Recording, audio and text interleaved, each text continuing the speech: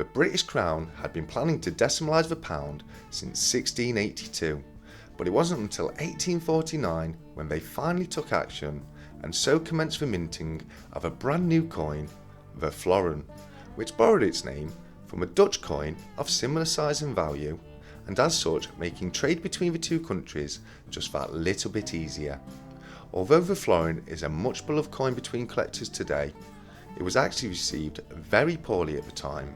So poorly in fact that no further attempts at decimalisation of the pound would occur for over another 120 years.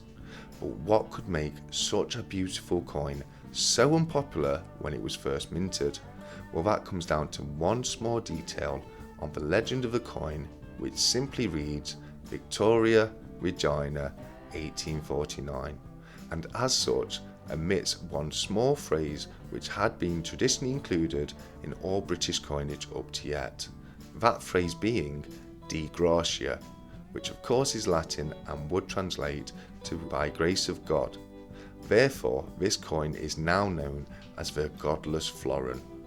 A small detail you may think today, but actually at the time caused the common people to believe that this had angered God and thus led to famine and disease that was being sustained at the time. This meant that although the coin had been set for mintage going forward, they actually had to halt production after only a few months and therefore change the coin to this slightly larger variant, which would allow them to of course include the letters DG. But if we do take a quick look at the obverse of the coin, we can see the absolutely beautiful Gothic depiction of Queen Victoria as designed by William Wyon. As already stated, the legend around the coin simply reads Victoria, Regina, 1849, and around the rim of the coin we can see little teeth which would act along with the reeded edge as a counter clipping measure, stopping people being able to clip just a little bit of metal from each coin, amounting a large pile over time.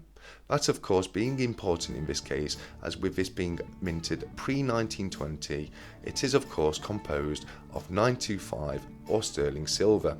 If we take a quick look at the reverse of the coin as designed by William Dyce, we can see the four-crowned crucible shields of England, Ireland and Scotland, with the three lions of England, lion rampant of Scotland and harp of Wales. In the centre we can see the Tudor rose, and in between each of the national emblems we can of course also see the national flowers.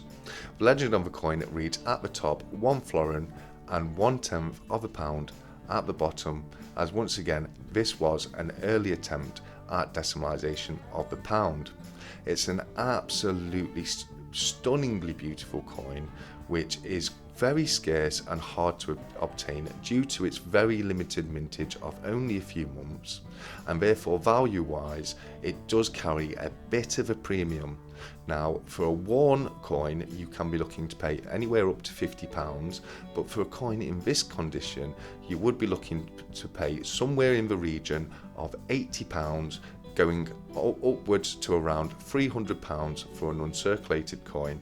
Therefore it's an absolutely stunning coin and one that I'm very proud to own in my collection.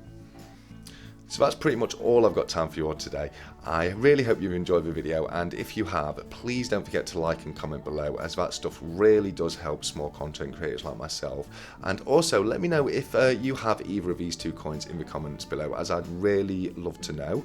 As I say, I hope you've had a lot of fun, but that is all from me for today. So I will leave you all by saying, as always, look after each other, keep stacking, take care, and goodbye.